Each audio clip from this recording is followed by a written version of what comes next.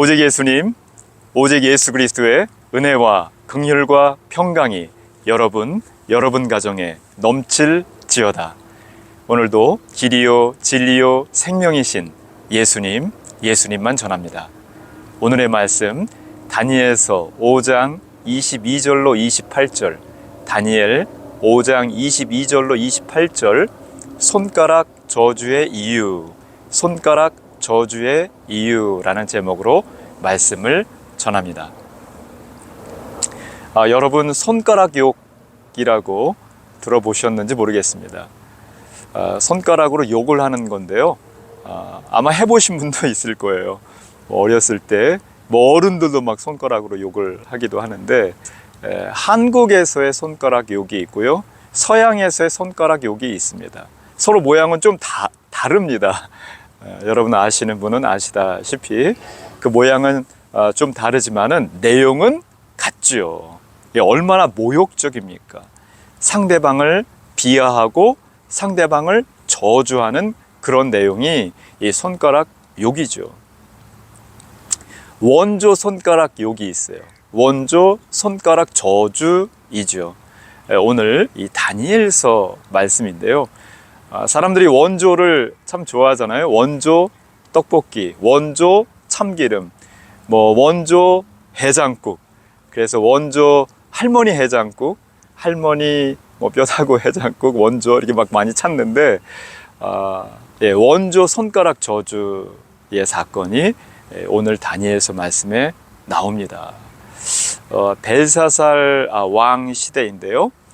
벨사살 왕이 할아버지 느부갓네살 뒤를 이어서 왕위에 오릅니다.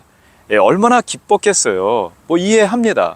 그러니까 수많은 사람들을 모아다가 잔치를 벌이죠.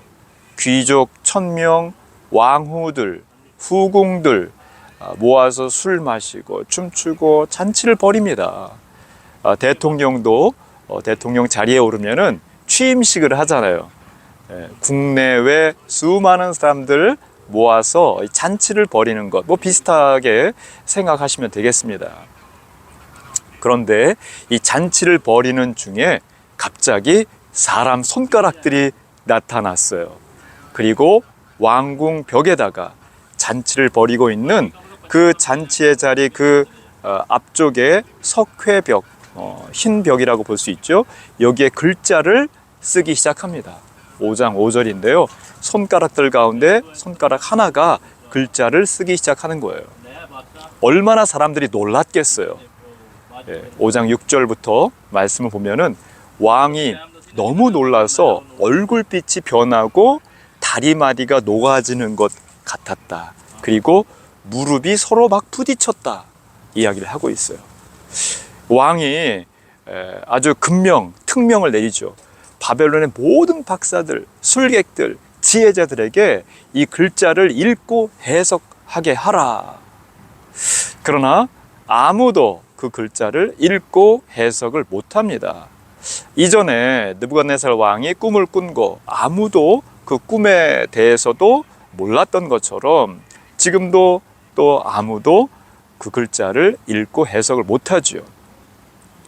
이러니까 결국 느부갓네살 왕 때에 총애를 받았던 다니엘을 부릅니다.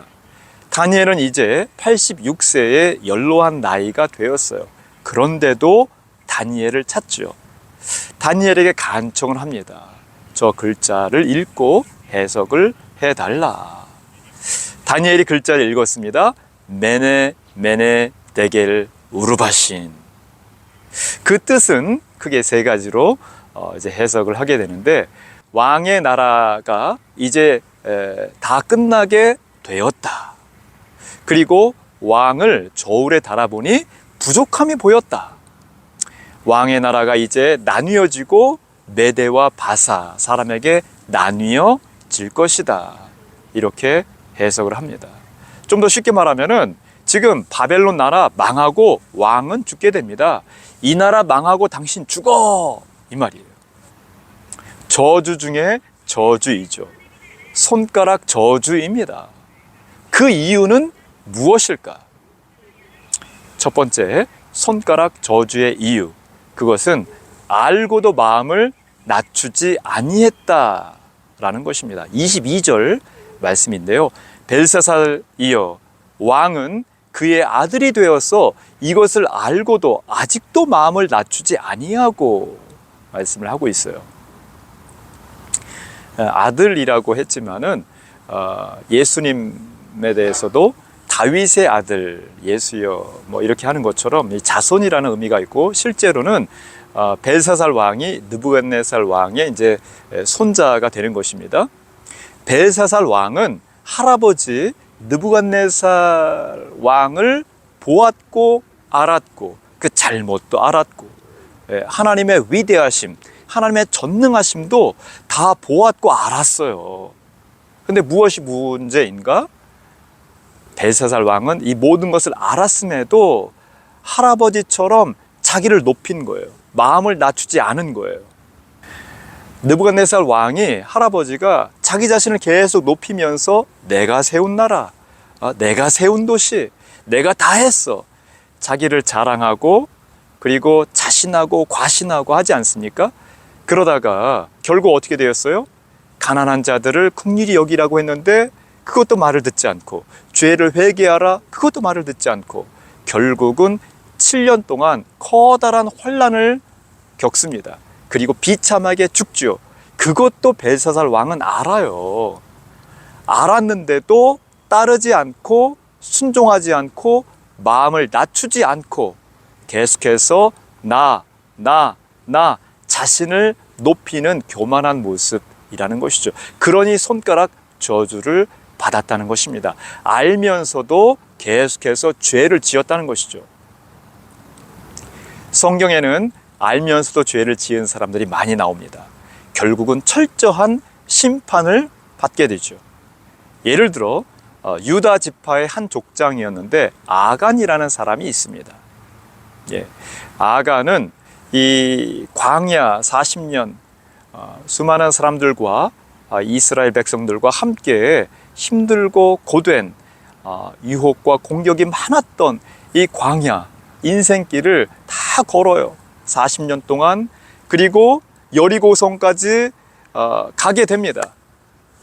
요단강을 건너 여리고성 앞에까지 가서 여리고성을 쳐 부수지요. 얼마나 대단합니까? 이 아간이 하나님의 말씀을 몰랐을까요?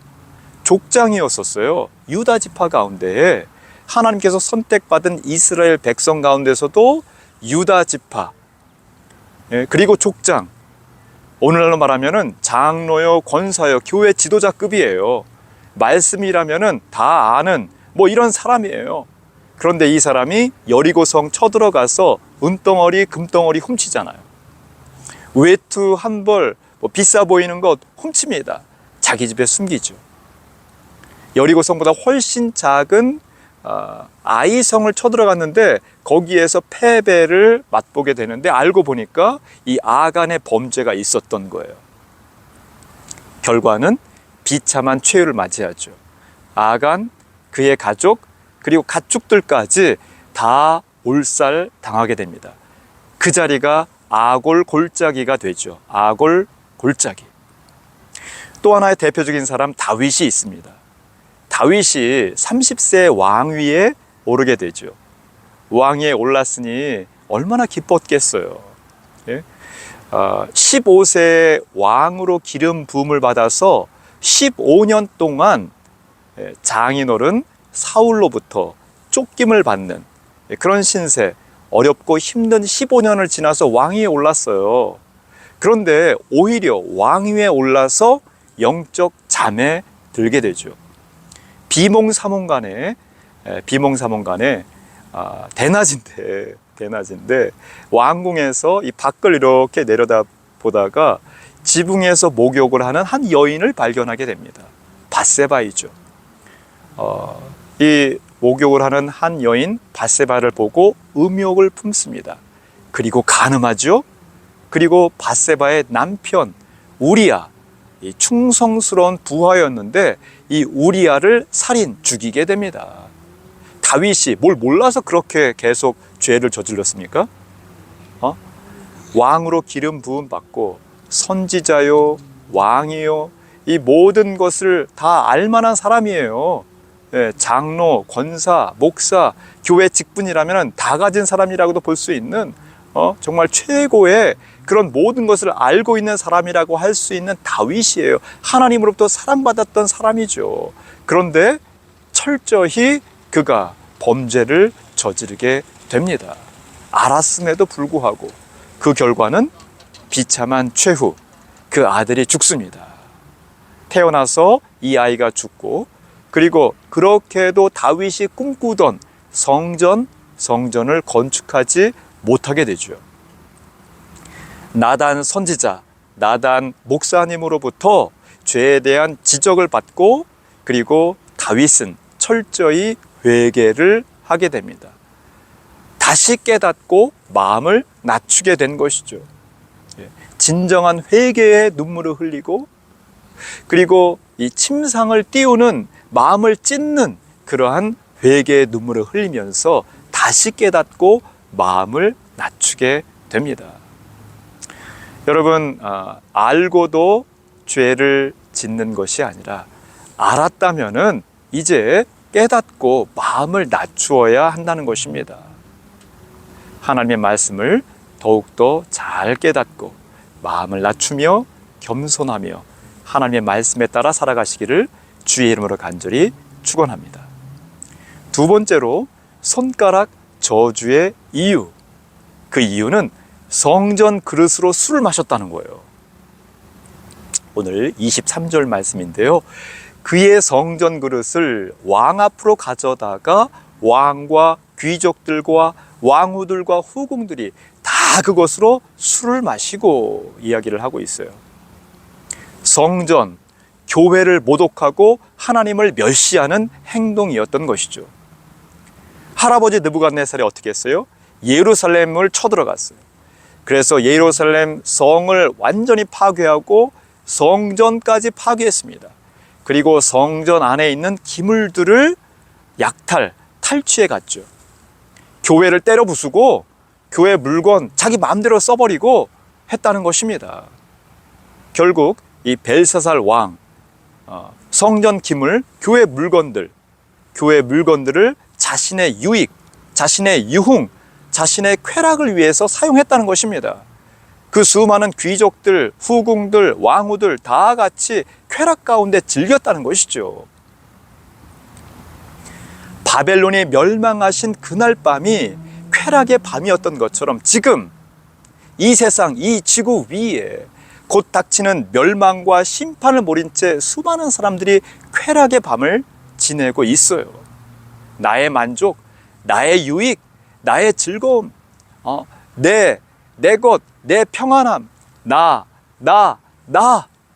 심지어 교회를 이용해서, 교회 건물, 교회 물건들을 이용해서, 교회 지위를 이용해서 자신의 유익을 구하는 그러한 사람들이라는 것입니다. 수많은 사람들이 쾌락 사랑하기를 하나님 사랑하는 것보다 더하며 살아가고 있다는 것이죠. 그러니 손가락 욕, 손가락 저주가 임하였다는 것입니다. 이러한 저주가 임하기 전에 오직 예수 그리스도로 깨어나시기 바랍니다. 오직 선명한 진리의 말씀 가운데 쾌락이 아닌 하나님을 더욱 사랑하시기를 간절히 바랍니다. 세 번째로 손가락 저주의 이유, 그것은 신상들을 찬양했다 이야기를 하고 있어요. 오늘 말씀 23절 말씀인데요. 보지도 듣지도 알지도 못하는 금, 은, 구리, 쇠와 나무, 돌로 만든 신상들을 찬양하고 이렇게 이야기를 하고 있어요. 벨사살의 교만한 행동은 이제 신상들, 우상들을 찬양하는 데까지 이르죠. 여기에서 하나님의 진노는 극에 달합니다. 이게 손가락 욕, 손가락 저주가 임한 이유이죠. 10계명에 1계명, 2계명에서도 나 외 다른 신은 두지 말아라. 우상을 만들지도 우상에게 절하지 말라. 하나님께서 말씀하시는데 이 모든 것을 다 허무는 그런 행위예요. 교회 때려 부수고 교회 물건 가져다가 술 마시고 자기 유익, 자기 유흥, 자기 쾌락을 위해서 사용하고 하나님을 무시하고 조롱하는 행위인 것이죠. 금, 은, 구리, 쇠, 나무, 돌, 이걸 찬양하는 거예요. 예, 피조물들을 찬양하는 것이죠. 하나님을 찬양하는 것이 아니라 피조물을 만드신 조물주 하나님을 찬양하지 않고 오히려 피조물, 이 작은 거, 아무것도 아닌 것, 하나님께서 만드신 그냥 그걸 가지고 찬양, 경배, 무릎 꿇고 절을 하고 있다는 것이죠. 지금 이 세상에 무엇을 찬양합니까? 지금 이 세상에 무엇 앞에 무릎 꿇고 있습니까? 절을 하고 있습니까? 돈이지 않습니까? 돈? 돈이면 다 된다.